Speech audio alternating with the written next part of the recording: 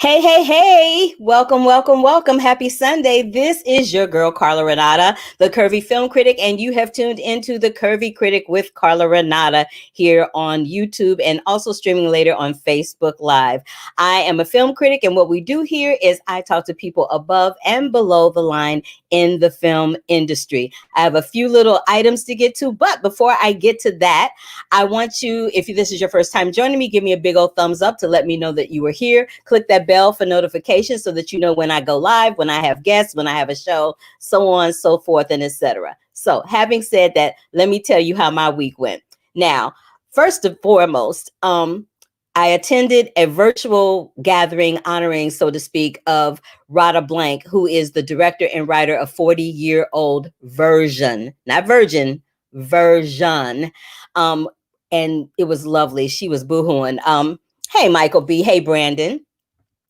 It was lovely. She revealed that Octavia Spencer was one of her mentors at the Sundance Institute as she was working on 40-Year-Old Version. And Julie Dash introduced her and presented her with the virtual award. And she simply said, "We've been waiting for you," where Rada burst into tears. It was very heartwarming. Also, I wanted to let you guys know that Don B. Welch, he's a really great filmmaker. Not filmmaker, playwright that has some great plays. They're hella funny.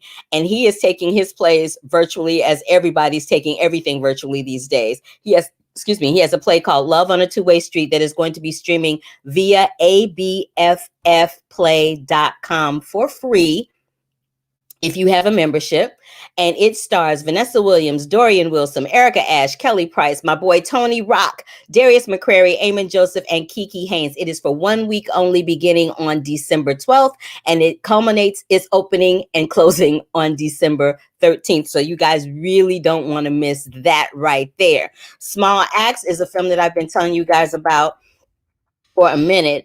It's the Steve McQueen series. That's 5 series in a row, airing on Amazon. They aired Red, White, and Blue, which tells the story of Leroy Logan, John Boyega, a young forensic scientist with a yearning to do more than his solitary laboratory work. When his father was assaulted by 2 policemen, he finds himself facing the consequences of not only his father's disapproval, but the blatant racism he finds in his new role as a despised yet exemplary constable in the Metropolitan Police Force. That episode was co-written by Corsia Newland and Steve McQueen. And this week, so that one aired on December 4th.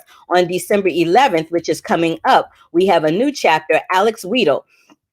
And Alex Wheatle is playing Shahi Cole is playing the title role, and it follows the story of this award-winning writer from a young boy through his early adult years when he's thrown in prison during the Brixton Uprising in 1981 over in the UK. He confronts his past and sees a path to healing. That episode is co-written by Alastair Siddons and Steve McQueen. So if you haven't checked out Small Acts on Amazon Prime Video, please make your way over there to do that.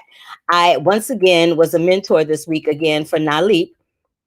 NALEAP is a Latino organization, the Latino Association of Latino International Producers, and they had a diverse women in media session this week, and I mentored young budding women, and that's my way of giving back to the industry by mentoring young and upcoming talent that are in the film industry wanting to be producers, directors, film critics, and in some instances actors like me. And speaking of acting, I'm sure all of you have heard by now that my sitcom that is on NBC Superstore has been canceled. Now, what's happening is the show has been canceled by the network, which means it will not be picked up for a 7th season. But the 11 episodes that we have left will start airing in 2021, beginning on January 14th. And your girl will be seen very prominently at that time. So please, please continue to support and watch Superstore on NBC. All right, now I'm going to get to my live guest, Mr. Sam Harris. Sam and I worked on Broadway together in a show called The Life. And now he has taken his life and put it into a memoir called Ham, a musical memoir. So without further ado, let me bring in my boy, Tony Nominee, singer extraordinaire, Mr. Sam Harris, baby. Hey, baby, how are you? How you doing? How you doing? When you were doing your open, you left all of a sudden. It was Oh no, gone, that's I not couldn't. how. like before she's about to like introduce me, and I'm not going to be here.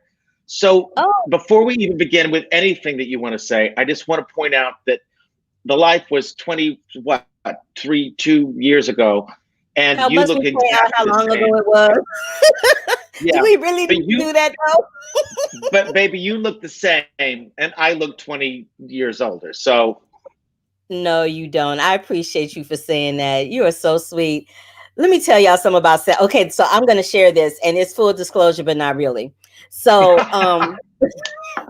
it's only Sam would appreciate that. So when I was doing the Life with Sam, I don't know if you knew this or not, but when I was in college at Howard University, we would stop what we were doing. We would stop writing our term papers. We would stop studying for our midterms, finals, whatever the hell it was we were studying for or writing to watch you on Star Search.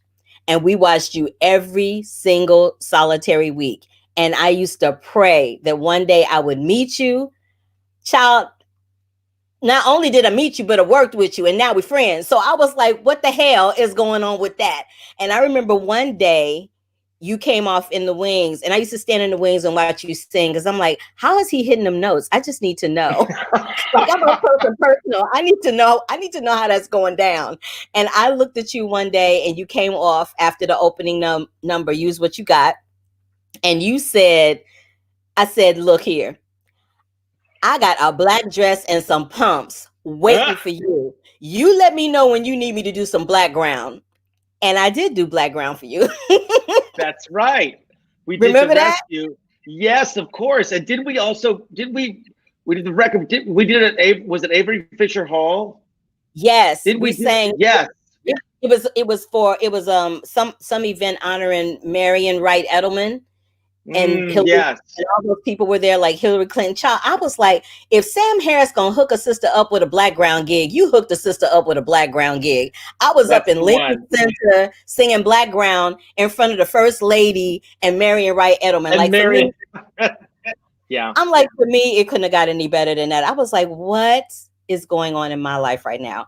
But I have you here today, now that we've gone down memory lane for a second. I have you here today to talk about Ham, a musical memoir. And I was blessed enough and lucky enough and fortunate enough to see it when you did it live as a stage production at the center here in LA.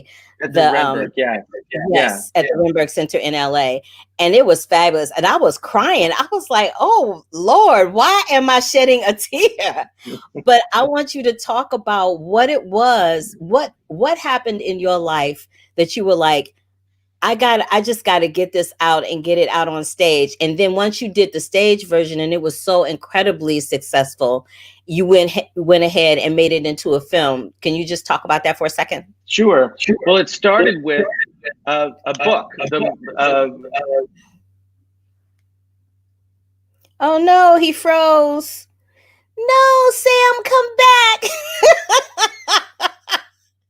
He froze. Let me tell him he froze. Well, it started with a book. So let me tell him he froze and to come back on. I can't believe he froze. I'm so upset. But while he's doing that, we will continue the show and I will acknowledge some people in the chat room. So I already acknowledged Michael B. and Brandon, my regulars, but we've got Harriet Radinsky, who lives in St. Louis. Hey, I'm from St. Louis too, Harriet. Thank you for joining us. I see Renee. Child, I'm not even going to butcher your name. I'm not even going to butcher your name because I don't even know how to pronounce it. But thank you for saying that we both look amazing. And I'll tell Sam that you said hello, Harriet, when he comes back. And he's back. There he is. Hey, you froze for a minute, baby. Sorry.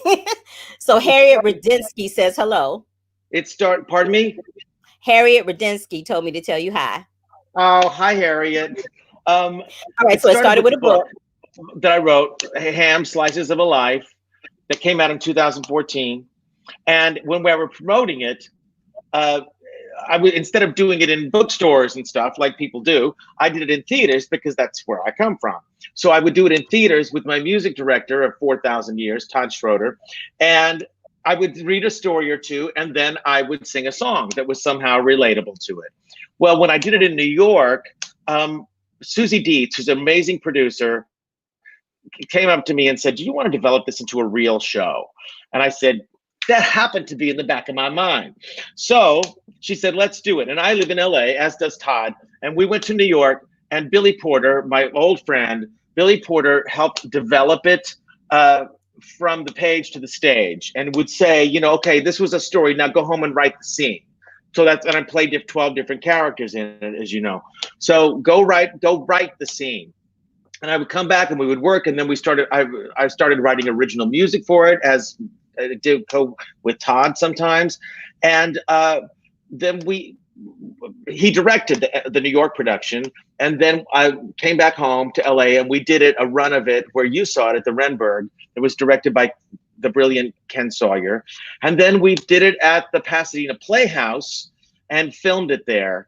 And it's great for me because, first of all, you've seen the show. It is so exhausting. I am exhausted watching it. I'm like, how does this boy do this? I am exhausted because it's so physically exhausting, vocally exhausting, emotionally exhausting. And I'm like, we got to film this because Daddy can't do this no more. You were like, and I'm so proud of it. Doing this 8 times a week. Right. But I'm so proud of it because it was very important to me that it not feel like an archival show.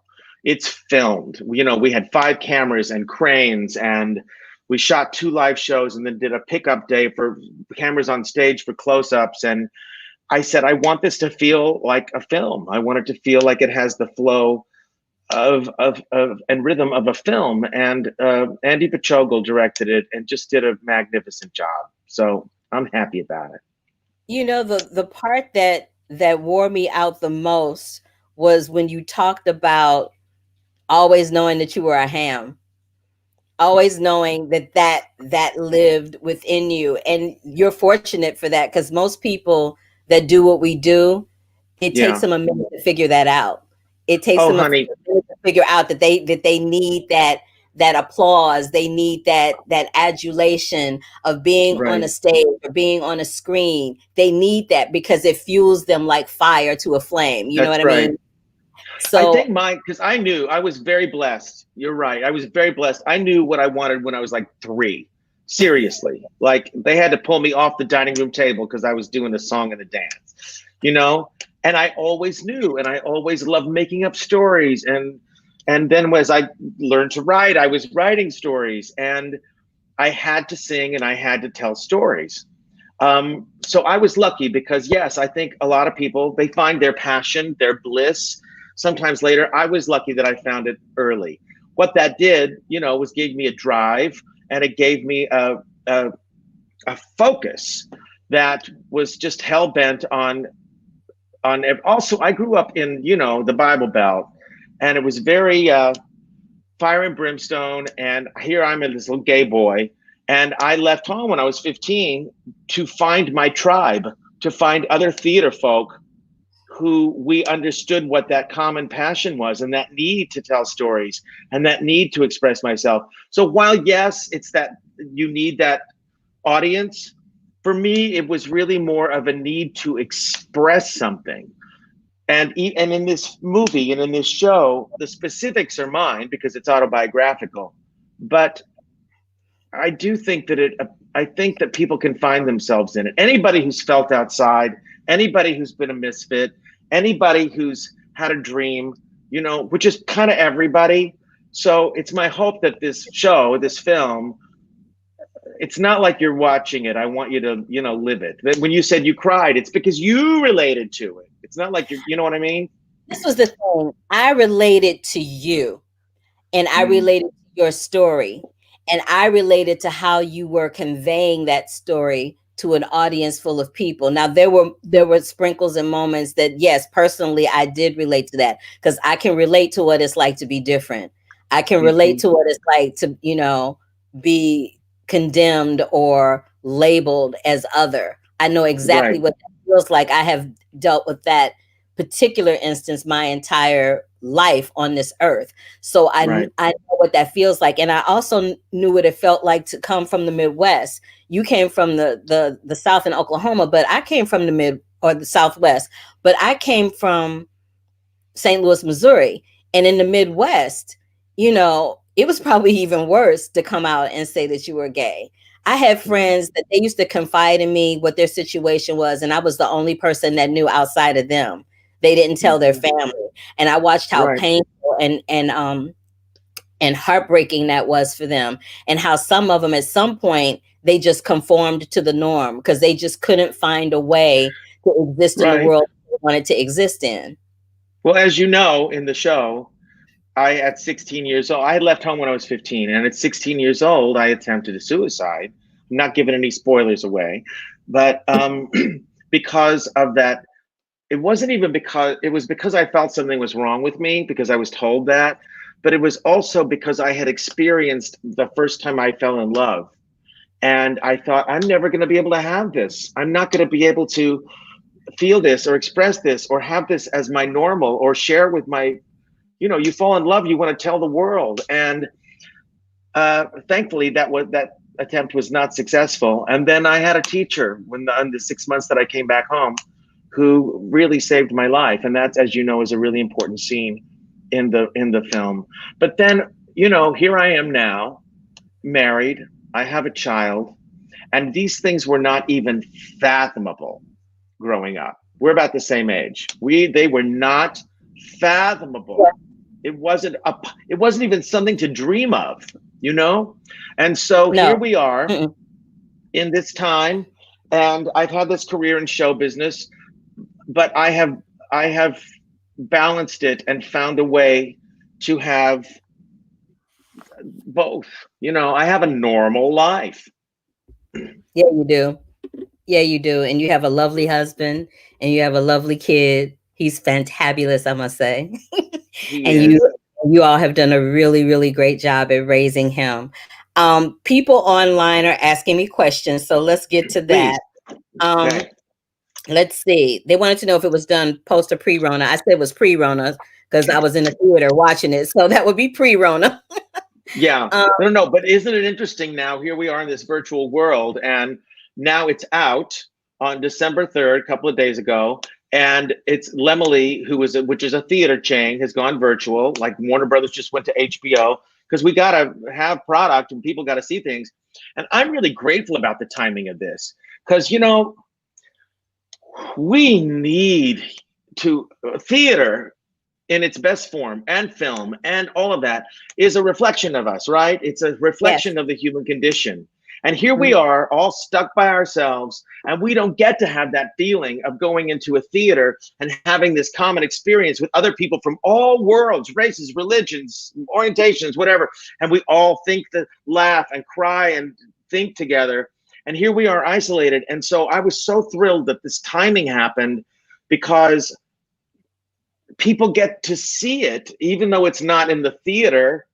They get to see it. And I know for me, I am always looking for something to make me laugh and make me cry. I need to feel something outside of the cray cray of my world, I know right? that's right. Yeah, I mean, this is the thing. It has been proven throughout history, especially during wartime, which we are in wartime. It's just a different kind of war that we Yeah. are raging through right now. But especially in our country during wartime and in other countries as well, the thing that has sustained and helped people through it has always been entertainment in whatever That's right. form that comes in. So Yep. you're right. This couldn't have come at a better time than right now. Let's see. There was one other question. Oh, so Brandon, Mike, not Brandon, but no, that's actually for another that's another question for somebody else. And child, they be in the chat room having their own conversation. They be like, yeah, we here with Carla. We got something else to talk about. They be having their own little conversation. It's all good. But I wanted to ask you, just in closing out our time. Uh-oh. Uh-oh. You froze again. Uh-oh.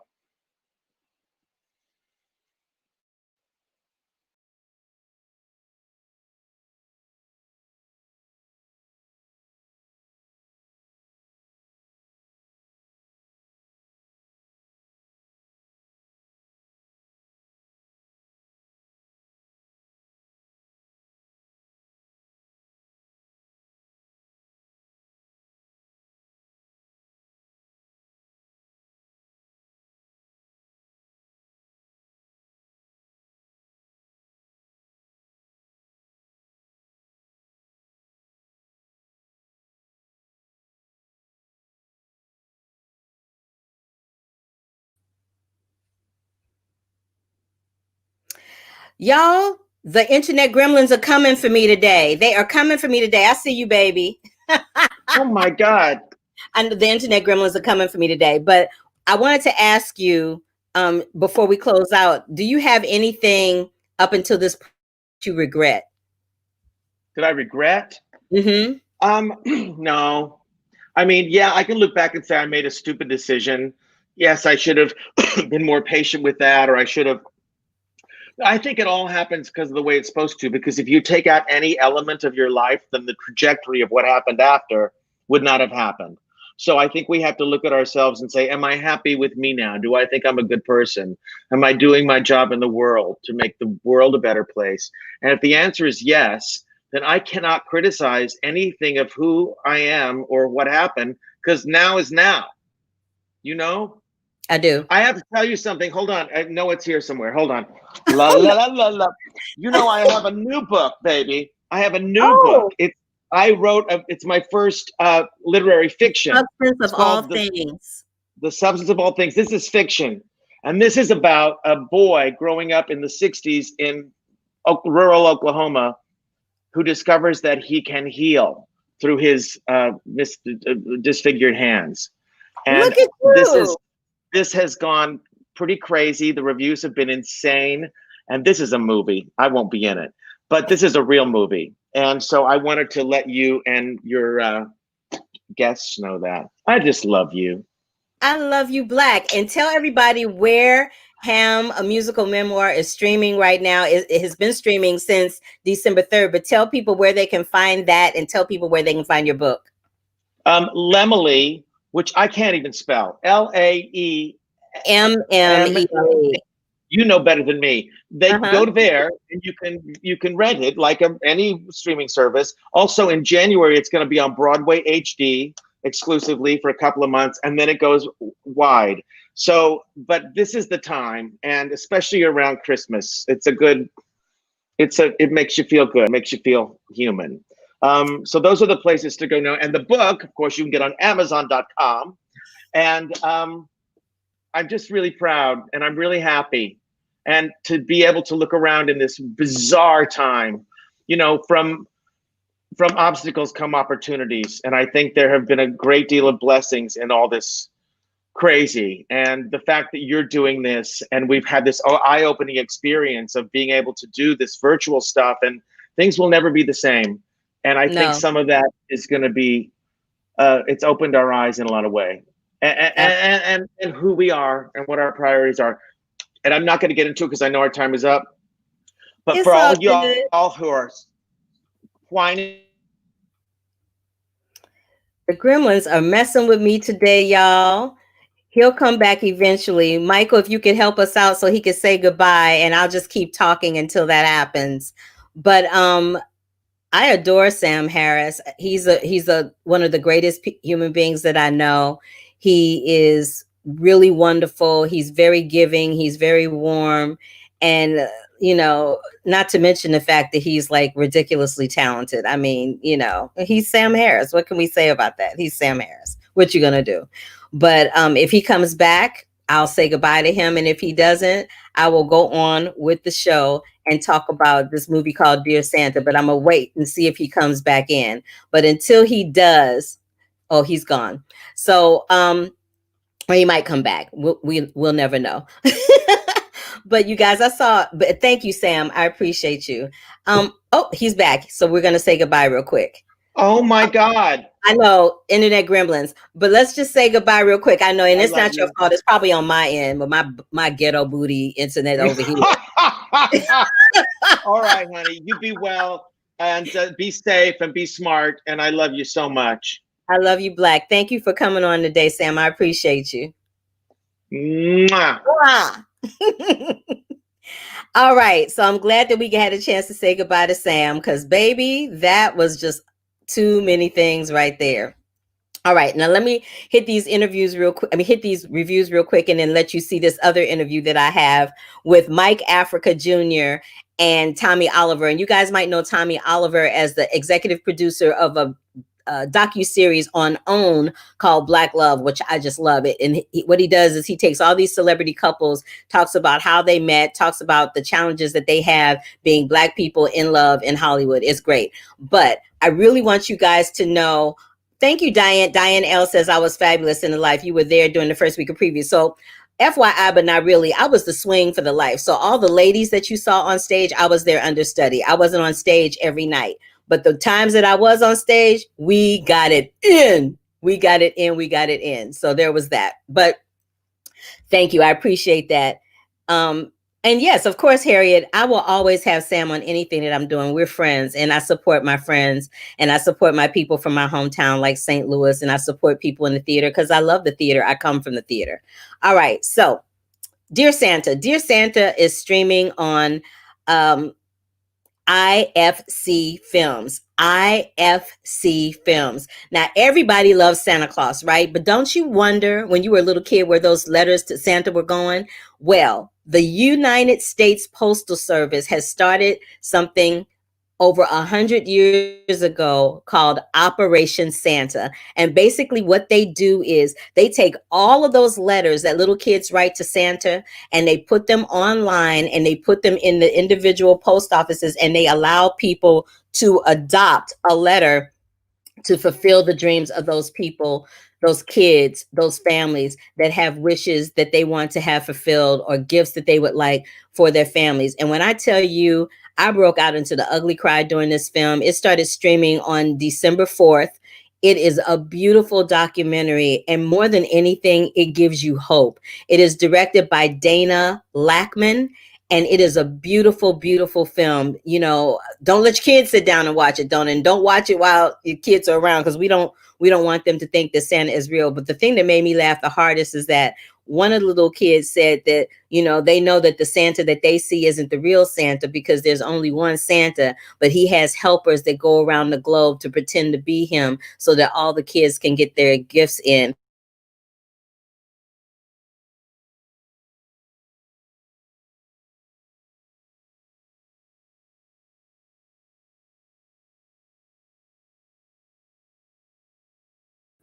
To hear about this interview that I did with Mike Africa and Tommy Oliver. They have a film that is going to be streaming on HBO on December 11th. It's called 40 Years a Prisoner. And basically it highlights Mike Africa Jr.'s journey of fighting for the release of his parents who were MOVE members after being incarcerated for third-degree murder during the riots in West Philly in the 70s. The best way to describe this film, and I reviewed it before because I saw it during the AFI Film Festival virtually. The best way to describe it is this is exactly how it feels. Imagine being stuck in traffic after a long day of work and all you want to do is get home without running out of gas. This is what him fighting for his parents being incarcerated was like, and for them being incarcerated. This is exactly what a 40-year-old journey has been like for this family. And now they have a chance to have a second chapter in life. So take a look and a listen to this interview that I did along with Tommy Oliver, the director, and the subject of the documentary, Mike Africa Jr., 40 Years a Prisoner. One would think that with years and maturity and evolution comes change, and that's not always the case, especially in America and especially with Black and brown people or anyone here in this country that is deemed as other. So there's that. Mm-hmm. But there was a phrase that I heard, and I can't remember if I heard it in the film or if I heard it someplace else. A phrase where someone said, slavery never ended, it's just been disguised. And that's what this film meant for me. That's the meaning that I got from it. How does that phrase resonate with y'all in regards to 40 Years a Prisoner? I'll start with Tommy first. I think so much of what I try to do is to not force any type of meaning for somebody, because I think that we will all, and we should take different things from it. And there are a lot of things that I think we'll probably agree on, but your life experiences are different than mine. And so I don't try to force an emotion. I don't try to force a feeling. I don't try to even force a takeaway. And I think that what you said It's completely accurate, and I get it. It's actually not something that I've thought of, but that doesn't mean it's not 100% right and accurate, because it is. And so the idea that the things that they were fighting against 40 years ago, police brutality, wrongful incarceration, systemic racism, abuse of power, that we're fighting against those things right now, that is heartbreaking. And if we don't do something significant, we will look up and it'll be 2040 and we'll be looking back and we'll be like, remember that film? I can't believe how relevant it is today. Some people won't like this film because they're some of the people that are trying to keep things the way they are because of their privilege and positions. And so, if they watch it, but that's the tragedy in the relevancy of this film and why it is very necessary now and why it will be necessary later, because some people just don't want to change. And I think that's evident in one of the statements that was made by Bob Hurst, Officer Bob Hurst in the film, where he said that, the MOVE members shouldn't have been taken to the hospital. They should have been taken to the morgue. I think that was the most dissatisfying part for me too. It was very disappointing to hear that 40 years later, he still has that kind of feeling inside of him that makes him feel that we should have been killed. But but if things are going to change, they're certainly not going to change on their own. We have to be involved and make the change that we want to see. I also wanted to talk about the recent ruling that went down by the city council in Philly on November 20th, where they hit that big apology. Mike, Yeah. how you feeling about that? I mean, it's one thing to apologize, but it's another thing, like you said, that one officer still making the statements that he made. You know what I mean? It's like, is an apology really enough? It's not, is it? So Jamie Gautier is the new councilwoman. And as soon as she got in office, I made a phone call to her. We had a conversation. And then, we began the dialogue around this apology and what it would look like. And she really just kind of took the bull by the horns and worked it and was able to get city council members, her colleagues, to sign off on it. And I thought it was a very courageous thing that she did. I thought it was very sensitive, and I thought it was right on time for her to come into office. And one of the first things that she did was try to right a wrong that happened in her district at a time when she wasn't even she was probably in grade school when it happened, and she's coming along trying to right a wrong. And I think that's the type of people that we need, that's going to take this thing in the right direction. We have to look to people like Jamie Gautier, who is really taking steps and not just talking about it, but actually being about it. Thank you for weighing in on that. That is my time, gentlemen. I want to thank both of you. Mike, congratulations on your hard work. I'm happy to see that it paid off, and I wish you and your family the best. Tommy, I'm supporting you. I'm rooting for you, brother. I watch Big Black Love, and I've seen your other projects, and I know you got a project coming up on Flint, so I'm looking forward to that. Thank you both. Thank you. Thank you. Appreciate it. I enjoyed talking to those brothers. They were so serious, though they made me nervous. They made me nervous, but I love talking to brothers that are, trying to make this world a better place and make sure that, that the injustices and the people that are doing those injustices are held to task. So I'm gonna hit these last 3 reviews really fast because we're short on time. But I have some interviews coming up next week with 3 people that are from this film, Farewell Amor. It is another IFC film. It is directed by Ekwa Mansangi, sorry. And it is starring in, okay, let me get his name right. Intude Guma Mbaho Ngawan. Hey, did that. And Jamie Lawson, who plays his daughter Sylvia. That's them in that picture there. This is a film that is gorgeously, gorgeously written, gorgeously directed. It is a love story told totally from a woman's point of view. I loved that. I loved that it is a love triangle that is told, pretty much the way a love triangle would work. And it also addresses love. It addresses love of self, love of country, and love of a man that you left and that you've loved for 17 years, but now is a new person. So showing how you still love this husband who basically is a new man. It stars those two people that I just told you about. Is broken down into 3 chapters of the 3 characters, Walter, Sylvia, and Esther, and it is gorgeously done. Joie Lee, Spike Lee's sister, is in it, and she plays this character who is this American who has from Harlem that has this, or not Harlem, from New York, that has this African sensibility without really understanding what the African culture is and what it means. And she's doing this in front of somebody who is actually from Africa. That scene, or those scenes with her, are really quite stellar.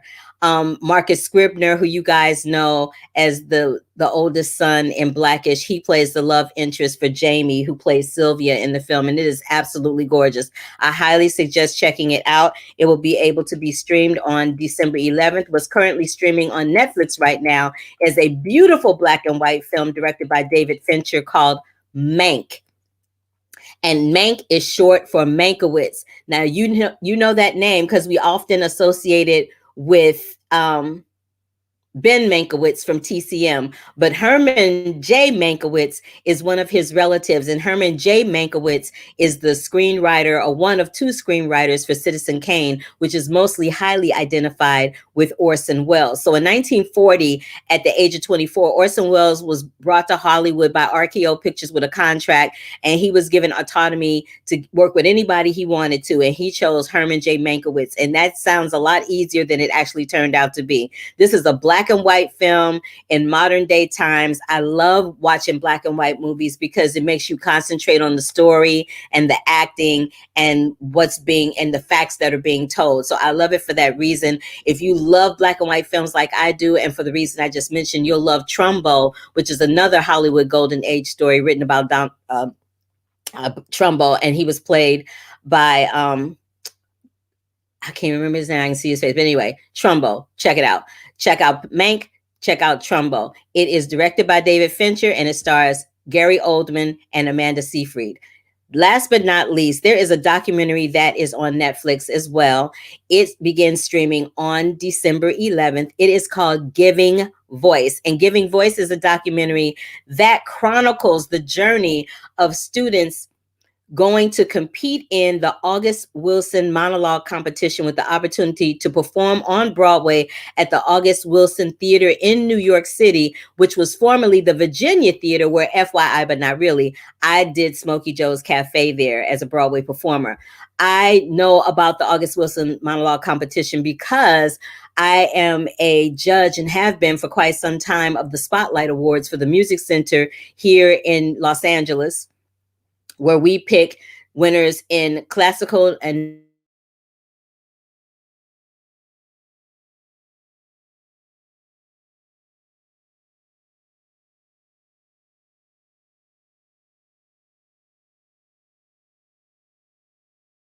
check it out, you guys. It's called Giving Voice, and it's wonderfully done. It is produced by Viola Davis and her husband, Julius Tenen.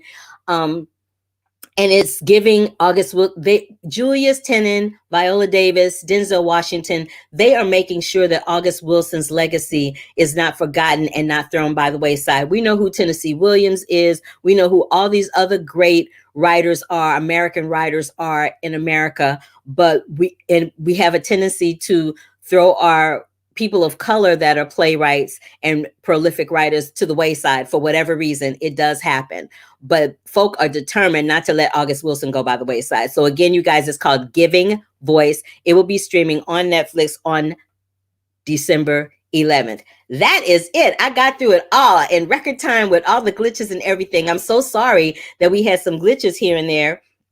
You know, Michael B. aptly pointed out that this is a busy time on the internet, and there's probably a lot of people online in my area watching TV or playing games or whatever they're doing. So I apologize for that, even though I didn't have a whole bunch of control over it. I apologize. And I hope that you guys were able to bear with me in the process.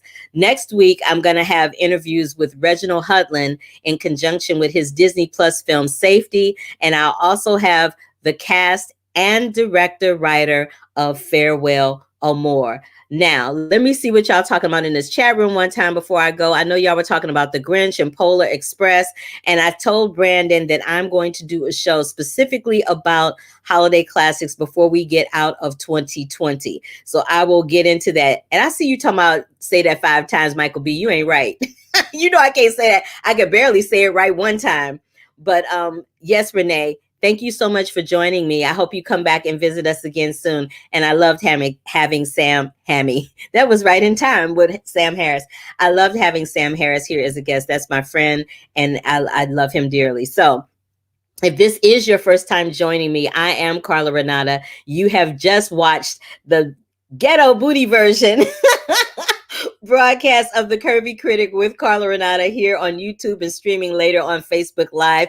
Give me a big thumbs up to let me know you were here. Click that bell for notifications for when we go live and have other broadcasts. And check out my YouTube channel for all the other one-on-one interviews and the previous shows we've done in addition to this one. So until next week, stay blessed, wash your hands, stay safe, stay home, and I'll catch you on the flip side. Love, peace, and hair grease, y'all. Deuces.